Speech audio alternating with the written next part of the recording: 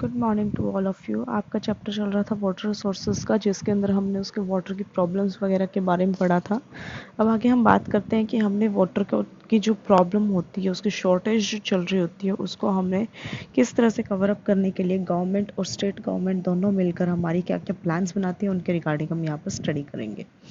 सबसे पहले आता है वाटर हार्वेस्टिंग का। वाटर हार्वेस्टिंग क्या होता है? वाटर हार्वेस्टिंग होता है कि जब हम वाटर को कैप्चर करते हैं, स्टोर करते हैं और उसको हम different different fresh water sources के अंदर हम क्या करते हैं, उसको जैसे यूज़ करने का काम करते हैं। अब इसको यूज़ कैसे करते हैं? जैसे वाटर प्लांटेशन के लिए, प्लांट इरिगेशन के लिए हो गया, डोमेस्टिक पर्पसेस के लिए हो गया, इंडस्ट्रियल पर्पसेस के लिए हो गया, ग्राउंड वाटर रिचार्ज करने के लिए हो गया, या फिर अदर यूजेस के लिए हम क्या करते हैं, वाटर हार्वेस्टिंग को यूज़ करते हैं। अब वाटर हार्वेस्टिंग की सबसे मेन थिंग क्या आती है? Rain water harvesting. ठीक है, ये वाटर हार्वेस्टिंग की एक सबसे मेन टाइप आ जाती है। ये क्या है आपकी? ये डिफाइन कर ली जाती है। It can be define as system of collection and concentration of rain water. मतलब ये कलेक्शन और कंसंट्रेशन करने के लिए यूज़ किया जाता है, जिसके बाद हम क्या करते हैं, रन ऑफ करते हैं, जो वाटर का रन ऑफ जो है उसकी प्रोडक्टिविटी के लिए भी हम इसको यूज़ करते हैं। इरिगेशन के लिए यूज़ किया जाता है, डोमेस्टिक और लाइफ स्टॉक कंजप्शन के लिए यूज़ किया जाता है, और साथ के साथ जो अंडरग्राउंड जो वाटर होता है उसको भी रिचार्ज करने के लिए इसका रेन वाटर हार्वेस्टिंग का यूज़ किया जाता है। अब हमें रेन वाटर हार्वेस्टिंग की ज़रूरत क्या है? रेन वाटर हार्वेस्टिंग जो है वो क्या है, हमारी मॉनसून और उसके टाइम पीरियड के आसपास ही हमारी क्या है, रेनफॉल, जब रेन आती है, मॉनसून आता है, तभी हमारी रेन वाटर हार्वेस्टिंग हो पाती है। ठीक है। इसके बाद इसने कहा कि ये हमारा क्या है, डायरेक्टली अगर हम जो रेन है वो अगर हम सड़कों पर जो रेन का जो वाटर होता है वो सड़कों पे गिरता है, तो सीवरेज की हेल्प से वो सीधा चला जाता है। बट उसकी वजह से जो अंडरग्राउंड जो वाटर है वो हमारा क्या है, रिचार्ज नहीं हो पाता। इसी वजह से हमने क्या किया, ट्यूबवेल्स और वेल्स की हेल्प से हमने इसको ग्राउंड वाटर लेवल को हमने, नो डाउट इसकी हेल्प से हम क्या करते हैं, जो अंडरग्राउंड वाटर उसको निकालने की कोशिश करते हैं। बट हम क्या करते हैं, उसमें जब रेनफॉल आती है तो अब हम क्या है, रेन वाटर हार्वेस्टिंग की हेल्प से उसको रिचार्ज करने का भी काम करते हैं। अब इसमें क्या, कुछ प्लेसेस के ऊपर क्या कर रखा है,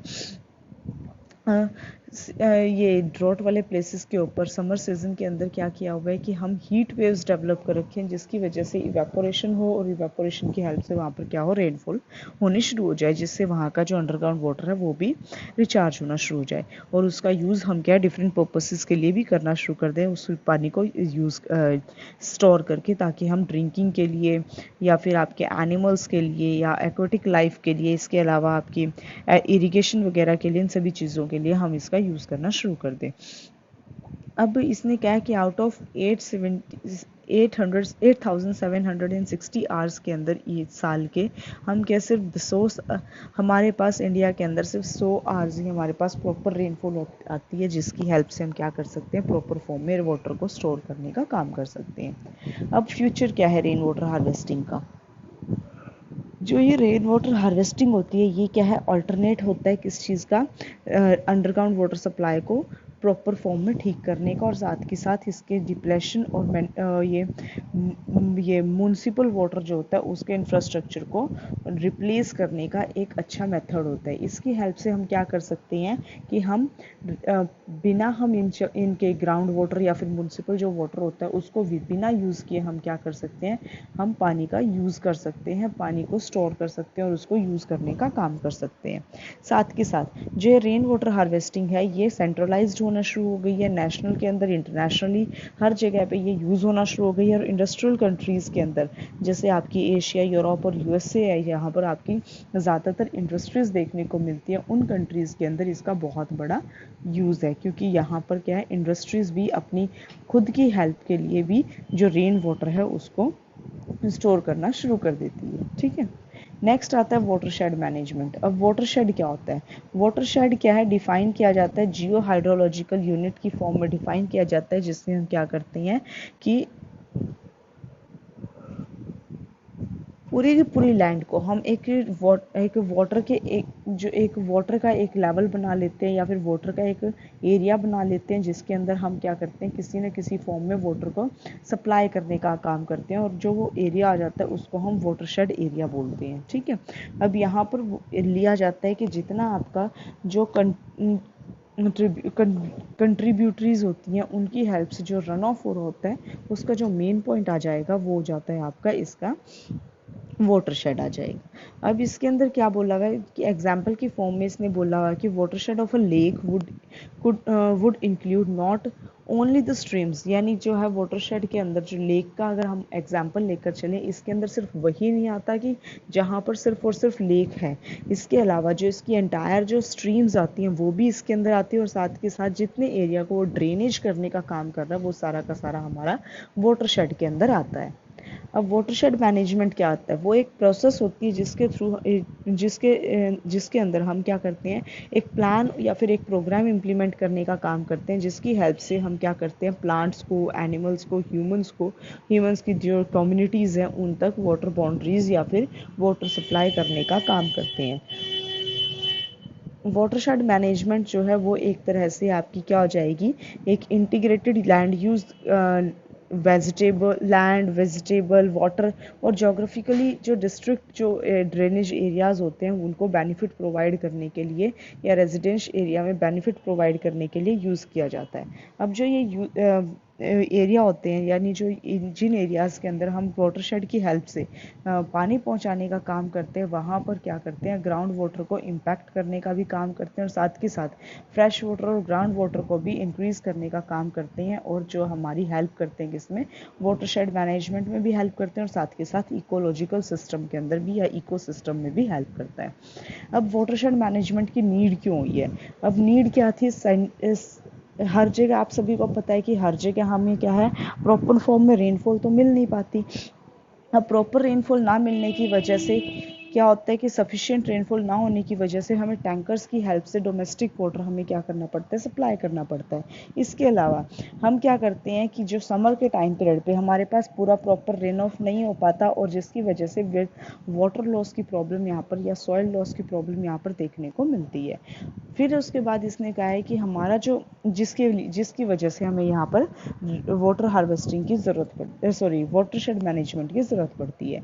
नेक्स्ट इसने कहा कि जैसे जैसे हमारी रेन ड्रॉप्स पड़ती है, ज़्यादा स्लोप पे पड़ने की वजह से जो सॉइल है वो लूज़ होना शुरू हो जाती है, और उसकी जो अपर लेयर है वो ऑलमोस्ट क्या हो जाती है, ख़त्म हो जाती है, यानी वो बहकर कहीं और चली जाती है। तो जिसकी वजह से यहाँ पर 100 टन्स का वो हो जाता है, नुकसान हो जाता है। तो इसी वजह से जब हम वाटरशेड की हेल्प से हम रेनफॉल को, पानी को स्टोर करके हम इरिगेशन करते हैं, तो इसी वजह से हमारी जो सॉइल है वो एक जगह पर बनी रहती है। फिर आता है ऑब्जेक्टिव्स क्या क्या होते हैं वाटरशेड मैनेजमेंट के। ऑब्जेक्टिव्स क्या है, कंट्रोल करता है डैमेजिंग रन ऑफ को, यानी रन ऑफ जो डैमेज करता है उसको कंट्रोल करने का काम करता है, साथ के साथ डिग्रेडेशन को ख़त्म करता है, और इसके अलावा वाटर और सॉइल को कंजर्व करने का काम करता है। सेकंड चीज़ आ जाती है, ये मैनेज करता है, यूटिलाइज करता है रन ऑफ वाटर को, और यूज़ करते हैं डिफरेंट पर्पसेस के लिए। नेक्स्ट आता है प्रोटेक्ट करने का और कंजर्व करने का, इंप्रूव करने का काम करता है किसको, लैंड ऑफ वाटरशेड के, और मोर एफिशिएंट और सस्टेन्ड प्रोडक्शन की फॉर्म में इसको यूज़ किया जाता है। इसके अलावा ये प्रोटेक्ट करता है और एनहेंस करता है किसको, वाटर रिसोर्सेज को, यानी जो हमारे फ्रेश वाटर के जो रिसोर्सेज हैं उनको प्रोटेक्ट और एनहेंस करने का, यानी बढ़ावा देने का काम करता है। इसके अलावा सॉइल इरोजन को चेक करता है साथ के साथ, और साथ के साथ इफेक्ट जो सेडिमेंट्री यील्ड होते हैं उसको रिड्यूस करने का काम करता है। इफेक्ट ऑफ सेडिमेंट्री यील्ड का मतलब हो जाता है कि जो एक जगह से दूसरी जगह पर चली जाती है जो सॉइल उठकर, ठीक है, यानी धूल मिट्टी की वजह से जो वहाँ पर प्रॉब्लम आती है उसको।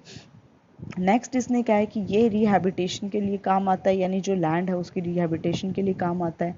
इसके अलावा जो मॉडरेट जो फ्लड्स होती हैं, फ्लड पीक्स बनी हुई हैं, उनमें डाउन स्ट्रीम्स एरियाज़ के अंदर हेल्प करता है, यानी जो फ्लड आने वाला जो एरिया होता है वहाँ पर अगर हम वाटरशेड को की हेल्प से वाटर को स्टोर कर लें और उसको डिफरेंट पर्पसेस के लिए यूज़ करें, तो हमारे जो डाउन स्ट्रीम पे जो एरियाज़ हैं उनको काफ़ी सारा क्या हो जाएगी, हेल्प मिल जाएगी, और वो क्या है, फ्लड की प्रॉब्लम से मतलब सफ़र नहीं कर पाएंगे। नेक्स्ट आता है to improve and increase the production of the timbers, fodders और वाइल्ड लाइफ रिसोर्सेज, यानी ये इंक्रीज और इम्प्रूव करने का काम करता है किसको? फर्स्ट ऑफ ऑल टिम्बर्स हो जाएंगे, जैसे जो ये जंगल के अंदर, ये फॉरेस्ट के अंदर जो वुड्स वगैरह लगे होते हैं वो हो जाएगा। फूडर क्रॉप्स यानी एनिमल्स के लिए जो फूडर्स जो क्रॉप उगाई जाती है वो, और इसके अलावा वाइल्ड लाइफ को भी जो रिसोर्सेज होते हैं उनको भी इंक्रीज और इम्प्रूव करने का काम करता है। To enhance the ground water recharge, यानी ये जो ग्राउंड वाटर है उसको भी रिचार्ज करने में हमारी काफ़ी ज़्यादा हेल्प करता है।